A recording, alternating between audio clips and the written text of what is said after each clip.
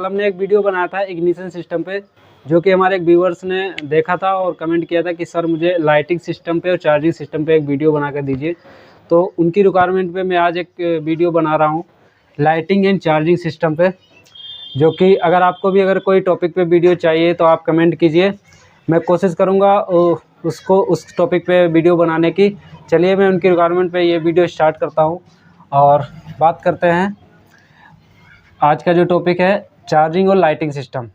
पहले मैं charging system पे बात कर लेता हूँ, क्योंकि लाइटिंग सिस्टम पे भी बात करनी है, तो उसके लिए आगे टॉपिक पे बात करेंगे, आगे चल के बात करेंगे। तो चार्जिंग सिस्टम, हमारा चार्जिंग सिस्टम कहाँ से स्टार्ट होता है। तो यहाँ पे हमारा जो मैग्नेट लगा हुआ है, आपने देखा होगा कि मैग्नेट के अंदर एक आर्मेचर कॉइल लगती है। मैकेनिक्स जानते हैं, अगर नहीं जानते तो व्यूअर्स को, जो राइडर्स हैं उनको मैं बता दे रहा हूँ कि मैग्नेट के अंदर एक कॉइल लगती है, जो कि एक कॉपर की बाइंडिंग जैसी होती है। वो सिंगल फेस डबल फेस भी होती है, बट मैं यहाँ पे सिंगल फेस का भी वही काम होता है, डबल फेस का भी वही काम होता है। थोड़ी एफिशिएंसी बनाने के लिए, बताने के लिए वो ऐसा बाइंडिंग दिया जाता है। तो हमारे पास ये BS4 स्प्लेंडर का वायरिंग डायग्राम बनाया हुआ है मैंने। तो यहाँ पे हमारे कॉइल, आर्मेचर कॉइल लगा हुआ है, जो कि कॉपर की बाइंडिंग होती है। ये जब हमारा मैग्नेट राउंड करता है तो यहाँ पे एक मैग्नेटिक फील्ड जनरेट होती है। वही मैग्नेटिक फील्ड जनरेट होकर हमारा RR यूनिट में करंट देता है, उसी को हम बोलते हैं करंट। वो AC करंट होता है, उसी को हम AC करंट बोलते हैं। अगर AC करंट हमारा क्या होता है, जब गाड़ी हमारी स्टार्ट होती है तो AC करंट बहुत ज़्यादा निकलता है। जब हमारा ज़्यादा करंट निकलता है तो अब हमारा RR यूनिट अगर नहीं लगाया जाएगा तो हमारे क्या होंगे, जो भी कंपोनेंट उस AC करंट से चलेंगे तो वो ख़राब होने के ज़्यादा चांसेस होते हैं, क्योंकि बल्ब हमारा 15-40 का लगता है, वाट कम होता है। बैटरी हमारी 12 वोल्ट की होती है, मगर क्या होता है यहाँ से जो करंट निकलता है वो ज़्यादा निकलता है। ज़्यादा का मतलब 50 एम्पियर, 45 एम्पियर, जितनी आप स्पीड करेंगे उतना ज़्यादा करंट निकलेगा।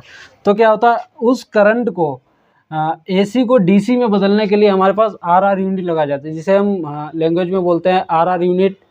तुम्हारा रेगुलेटर, चार्जर, तीनों नामों से जानते हैं। अलग अलग एरिया में अलग अलग मैकेनिक अलग अलग नाम से जानते हैं। तो हमने यहाँ पे RR यूनिट लगाया हुई, तो इसे रेगुलेटर भी बोलते हैं।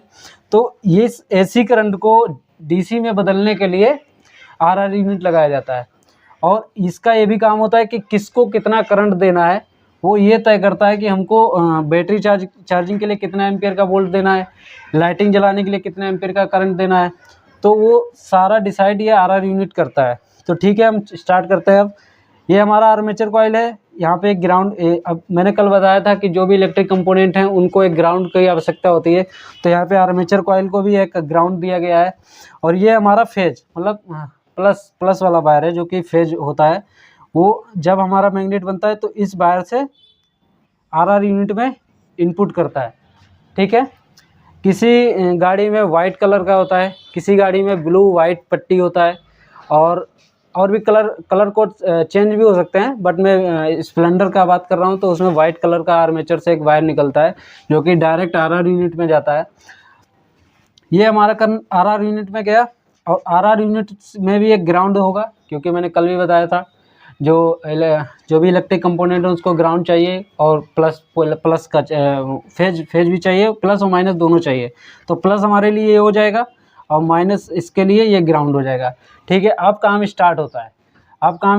कि RR यूनिट ख़राब है, आर्मेचर कॉइल ख़राब है, या फिर बैटरी में प्रॉब्लम है। मैं बैटरी की बात कर रहा हूँ, लाइटिंग की बात नहीं कर रहा हूँ, क्योंकि मैंने बोला था चार्जिंग पे काम करूँगा, चार्जिंग पे जो वीडियो बना रहा हूँ। तो क्या होता है, यहाँ से आर्मेचर कॉइल से हमारा करंट इनपुट गया RR यूनिट में। RR यूनिट का भी मैंने काम बता दिया आपको, AC को DC में बदलना है। तो RR यूनिट में ये करंट गया। इसके बाद हमको लाइट चार्जिंग कराना है, बैटरी चार्जिंग कराना है। बैटरी चार्जिंग 12 वोल्ट ही होती है। बैटरी गाड़ी में हमारी 12 वोल्ट ही बैटरी यूज होती है। साइज अलग अलग होता है, LV4, LV5, LV9 तक बैटरी होती है, मगर स्प्लेंडर में भी LV4 लगा हुआ है। तो 12 वोल्ट की बैटरी है। मल्टीमीटर से हमने 12 वोल्ट चेक किया, बैटरी हमारा 12 वोल्ट है। कस्टमर का कंप्लेन है कि हमारी गाड़ी में बैटरी डिस्चार्ज हो जा रही है, या बैटरी चार्ज नहीं हो रही। गाड़ी तो मैं चला रहा हूँ, बट क्या हो रहा है, बैटरी हमारी चार्ज नहीं हो रही है। हम एक सेल्फ ले रहे हैं, बैटरी डाउन हो जा रही। तो उस कंडीशन में हमको दो चीज़ें चेक करनी पड़ेंगी, या तो बैटरी ख़राब हो सकती है, या हमारा बैटरी में चार्जिंग नहीं हो रही, गाड़ी हमारी चार्जिंग नहीं निकाल रही, इसके कारण से हमारी बैटरी डाउन हो जा रही है या बैटरी चार्ज नहीं हो रही है। दो ही रीज़न हो सकते हैं। तो मल्टीमीटर से हम बैटरी को चेक करेंगे। बैटरी 12 वोल्ट होती है। बाय द वे अगर बैटरी डाउन है तो मान लो बैटरी ये 10 वोल्ट है, 10 वोल्ट बैटरी है, मल्टीमीटर से कंफर्म हो गया कि 10 वोल्ट है। अब हमको गाड़ी स्टार्ट करना है और देखना है, मल्टीमीटर को 20 वोल्ट पे सेट करेंगे और प्लस को प्लस में, माइनस को माइनस, प्लस को प्लस में और माइनस को माइनस में लगाएंगे। उसमें 2 प्रोब दिए जाते हैं। तो बैटरी का जो भी चार्जिंग होगी, जो भी होगी, वो हमारा 10 वोल्ट 12 वोल्ट लास्टली जो फुल चार्ज बैटरी होती तो 1280 13 तक होता है, 13 वोल्ट तक। तो बैटरी में दिख जाएगा। जब हमारा आरआर यूनिट काम कर रहा हो या चार्जिंग निकल रहा हो तो हमारा 2.5 एम्पियर का करंट निकलता है। कहने का मतलब ये कि अगर बैटरी 12 वोल्ट है तो 14.5 वोल्ट मल्टीमीटर में शो करेगा। अगर बैटरी 10 वोल्ट है तो 2.5 वोल्ट उसमें ऐड कर देंगे तो क्या होगा, 12.5 वोल्ट निकल जाएगा। हम बाइक को स्टार्ट करेंगे। बाइक हमारी कम से कम 4000-5000 आरपीएम पे होना चाहिए। उस टाइम मल्टीमीटर को हमको यहाँ पे लगाना है, एक को प्लस में, माइनस को माइनस में। तो जब हमारा एक्सीलेट करेंगे तो मल्टीमीटर में हमारा 14.5 वोल्ट करंट आना ही चाहिए। अगर 14.5 वोल्ट हमारा करंट नहीं आ रहा है तो उस टाइम में गाड़ी में चार्जिंग नहीं निकल रहा है। ठीक है, बैटरी सही है मगर चार्जिंग नहीं निकल रहा है, जिसके कारण से हमको आगे पीछे काम करना पड़ेगा। पीछे हम कहाँ काम करेंगे? पीछे काम करेंगे आरआर यूनिट पे, आर्मेचर कॉइल पे, क्योंकि मैंने बताया यही 2 कनेक्शन है जो बैटरी को चार्ज करते हैं। तो हमारा आरआर यूनिट से जो यहाँ आर्मेचर से करंट निकल रहा है वो देखना है। वो हम मल्टीमीटर से भी चेक कर सकते हैं, नहीं तो अगर पार्किंग बल्ब है, लाइट छोटा सा बल्ब लेंगे, किक अप्लाई करवाएंगे और उसमें करंट निकला है, जितनी तेज़ आप किक मारेंगे उतनी तेज़ करंट निकलेगा। वो आपके मैग्नेट की गति पे ही निर्भर रहता है। तो हम यहाँ पे करंट चेक कर लेंगे। अगर यहाँ पे करंट निकल रहा है तो इसका मतलब आर्मेचर कॉइल ओके है। इसके बाद हम आरआर यूनिट में जाते हैं। आरआर यूनिट से फिर अगर यहाँ से करंट निकल रहा है तो इसका मतलब आरआर यूनिट में ही प्रॉब्लम है। ठीक है, आरआर यूनिट में प्रॉब्लम है, या फिर ये वायर कटा हुआ है। ठीक है, ये भी हो सकता है, वायर भी कटा हो सकता है, क्योंकि वहाँ से तो करंट निकल रहा है बट यहाँ से तो यहाँ तक आया, इसके बाद यहाँ से करंट है तो क्या होगा, करंट फ्लो हो गया इधर, क्योंकि सर्किट कंप्लीट नहीं हुआ। यहाँ पे फ्यूज भी लगा होता है। ठीक है, यहाँ पे एक फ्यूज लगा होता है, वो भी चेक करना है कि फ्यूज कटा हुआ तो नहीं है। तो क्या होगा, यहाँ पे हम 2 चीज़ डिसाइड कर सकते हैं, या तो आर्मेचर कॉइल ख़राब हो गई। अगर इसके बाद ये सब ओके, यहाँ पे आरआर यूनिट है, ये बीच की कड़ी है, इसके बाद बैटरी है, अगर बैटरी चार्जिंग नहीं हो रही तो हमारा आरआर यूनिट ख़राब है। ठीक है, और इसमें कोई भी लॉजिक नहीं है इतना, क्योंकि हर गाड़ी में एक आरआर यूनिट लगा होता है, हर गाड़ी में आर्मेचर कॉइल लगा होता है, हर गाड़ी में बैटरी भी लगी होती है। बस यही 3 कनेक्शन होते हैं जो कि बैटरी को चार्ज करने में सहायता करते हैं। अब हम बात करते हैं, आई होप आप लोगों को समझ में आ गया होगा कि बैटरी चार्जिंग सिस्टम क्या होता है। अब हम बात करते हैं हाँ, एक बात और बता देता हूँ।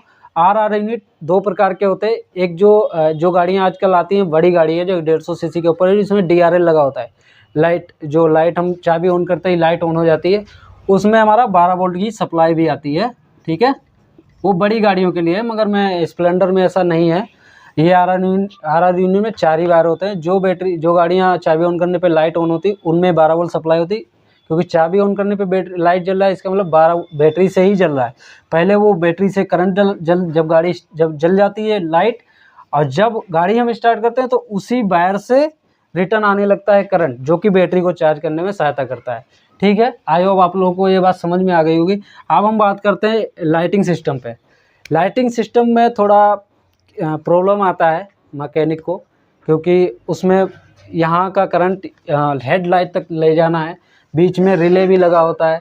क्या होता है, जो वायर का जो कलर कोड है वो भी चाहता है। तो उस टाइम में हमको ज़्यादा, अब हम ये लाइटिंग सिस्टम पे बात करने वाले हैं। ठीक है, और इसको आप ध्यान से सुनिएगा, ध्यान से देखिएगा। हो सके तो आप कहीं पे नोटबुक में नोट डाउन कर लीजिएगा, क्योंकि आगे आपको प्रॉब्लम ना हो। चलिए हम बात करते हैं। उसमें भी वही वाला सीन है कि यहाँ से आर्मेचर कॉइल से जो करंट निकलेगा आरआर यूनिट में जाएगा। आरआर यूनिट का 2 काम है, बैटरी चार्जिंग, लाइटिंग चलाना। तो बैटरी चार्जिंग का तो मैंने समझा दिया आपको। अब हम लाइटिंग के लिए काम कर रहे हैं। लाइटिंग कैसे जलेगी, वहाँ से हमारा एक येलो वायर से आउटपुट निकलता है। ठीक है, जो कि डायरेक्ट हमारे लाइट स्विच में आता है। जहाँ पे हाई और लो, मतलब एक हाई बीम होता है, एक लो बीम होता है, जो कि यहाँ पे बटन दिया होता है जिसको हम ऑन ऑफ करते हैं अपने आप से। और आजकल जो गाड़ियाँ उनमें लाइटिंग वाला बटन नहीं दिया गया है, डायरेक्टली क्या दिया गया, हाई लो दिया गया है।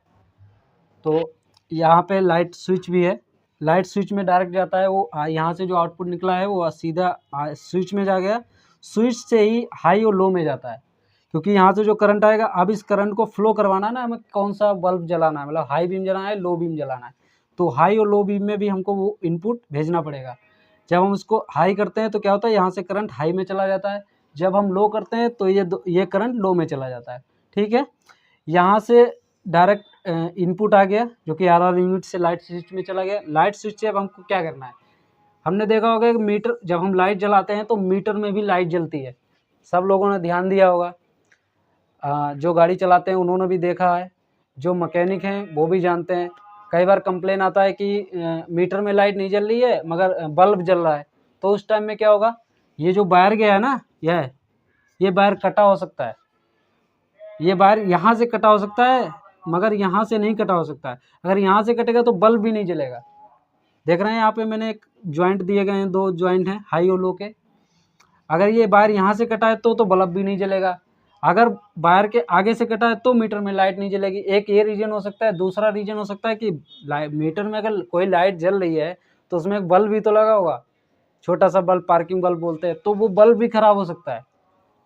मैकेनिक चेंज भी करते हैं, जो छोटा बल्ब आता है वो मीटर में लगता है। आजकल तो एलईडी भी आती है, तो आजकल तो एलईडी में जो छोटी तुम्हारा डिस्प्ले जो मीटर होता है ना, डिजिटल मीटर, उसमें क्या होता है, बल्ब नहीं होते हैं, एलईडी लगा होता है छोटा, तो वो हम चेंज नहीं कर सकते।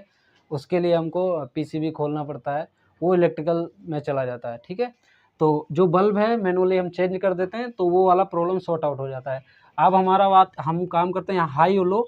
जैसे ही हाई करते हैं तो ये करंट यहाँ चला जाता है बल्ब पे, बल्ब में भी ग्राउंड दिया जाता है, बल्ब भी इलेक्ट्रिक कंपोनेंट है। ये बात आप ध्यान रखिए, कोई भी इलेक्ट्रिक कंपोनेंट है उसको चलाने के लिए हमको ग्राउंड और फेज दोनों चाहिए ही चाहिए, कंपलसरी है। तो ग्राउंड यहाँ प्रोवाइड दिया है, हमने हाई बीम जलाया तो हाई में चला गया, हाई बीम जल गया बल्ब का, लो चलाया तो लो बीम जल गया। ऐसे हमारा लाइट का कनेक्शन ओके हो जाता है। अब हमारा बात होती है कि मैं जो ज़्यादा प्रॉब्लम आती है BS4 में, बल्ब बार बार शॉर्ट हो रहा है। गाड़ी में हमने 4 दिन पहले बल्ब डलवाया और बल्ब हमारा शॉर्ट हो गया, तो क्या हो रहा है, हमारा डायरेक्ट आर्मेचर से जो AC करंट निकल रहा है वो सीधा करंट यहाँ आ रहा है। अब मैंने स्टार्ट में वीडियो स्टार्ट करने से पहले बताया था कि अगर हमारा AC करंट 50 एम्पियर निकाल रहा है, अगर ये RR यूनिट यहाँ पे नहीं लगाया जाता तो 50 एम्पियर का करंट डायरेक्ट हमारा बैटरी में आता या फिर हमारे लाइटिंग पे आता, बल्ब पे आता। बल्ब की इतनी कैपेसिटी है नहीं कि वो 50 एम्पियर का करंट झेल जाए, तो इसलिए बल्ब हमारा शॉर्ट हो जाता है। बजाज में एक हमारा रिले भी लगाया जाता है, छोटा सा, जो लाइट रिले बोलते हैं। बजाज की गाड़ियों में अक्सर लगाया गया है, अभी जो गाड़ियाँ आ रही हैं उनमें भी लगाए लाइट रिले। तो RR यूनिट के बाद वो रिले लगाई गई है, क्योंकि अगर कभी RR यूनिट ख़राब होता है तो क्या होगा, वहाँ से जाके ये रिले एक सेफ्टी का काम करती है। तो अगर RR यूनिट ख़राब हुआ तो डायरेक्ट सेफ्टी, ये तुम्हारा रिले ख़राब होगा, उसके बाद रिले ख़राब होगा, रिले ही जैसे ही ख़राब होगा तो आपका करंट वहीं तक फ्लो रहेगा, उसके आगे नहीं जाएगा।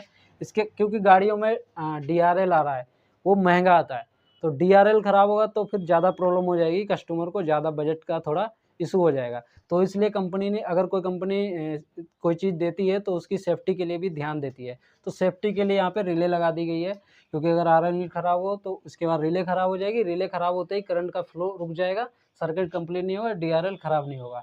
तो रिले भी ध्यान देना। अब RR यूनिट ख़राब होने के कारण से क्या, RR यूनिट ख़राब होता है तो क्या क्या प्रॉब्लम होती है, एक तो लाइट नहीं जलेगी, या अगर जलेगी भी तो डायरेक्ट बल्ब फ्यूज हो जाएगा, हो सकता है तुम्हारा बैटरी भी ख़राब हो जाए जल्दी। ठीक है, तो ये हमारा लाइटिंग का डायग्राम था जो कि मैंने एक्सप्लेन कर दिया है। आई होप आप लोगों को ये समझ में आ गया होगा कि लाइटिंग कैसे काम करती है और बैटरी चार्जिंग कैसे काम करती है, और इसमें कोई बड़ा प्रॉब्लम नहीं है जिससे कि हम सोल्व ना कर पाएँ। बस यही 2 चीज़ें होती हैं। बट क्या होता है, बस गाड़ियों में क्या होता है, थोड़ा एफिशिएंसी बढ़ा दी जाती है। हम लोग समझते हैं कि अरे ये यामाहा R15 है KTM है तो इसमें कुछ अलग जुगाड़ दिया होगा, अलग अलग टेक्नोलॉजी होगी, ऐसा कुछ नहीं होता है।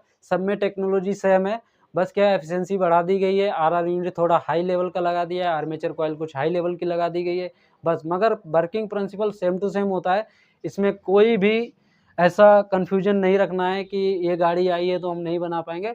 आप मल्टीमीटर चलाना जानते हैं तो आप गाड़ी को ओके कर सकते हैं, गाड़ी को आप चेक कर सकते हैं, एटलीस्ट चेक तो कर ही सकते हैं। अगर आपके यहाँ स्पेयर पार्ट नहीं मिलता है वो अलग बात है, वो अलग प्रॉब्लम है, वो शॉर्टेज की प्रॉब्लम है, ना कि आपकी काबिलियत की प्रॉब्लम नहीं है। आप गाड़ी में मल्टीमीटर से चेक करिए और उसको सॉर्ट करने की कोशिश कीजिए। जब तक आप करेंगे नहीं तब तक आप सीखेंगे नहीं, ठीक है। आज का हमारा ये वीडियो कंप्लीट होता है, ठीक है। आपके सपोर्ट की ज़रूरत है, आप लाइक कीजिए, सपोर्ट कीजिए, फॉलो कीजिए और सब्सक्राइब कीजिए चैनल को। अगर नेक्स्ट वीडियो चाहिए आपको तो आप कमेंट कीजिए, जिस भी टॉपिक पे आपको वीडियो चाहिए उस टॉपिक को कमेंट कीजिए, मैं उसमें उस टॉपिक पे वीडियो बनाने की कोशिश करूँगा और आपके कमेंट का भी रिप्लाई करूँगा। Thank you for watching.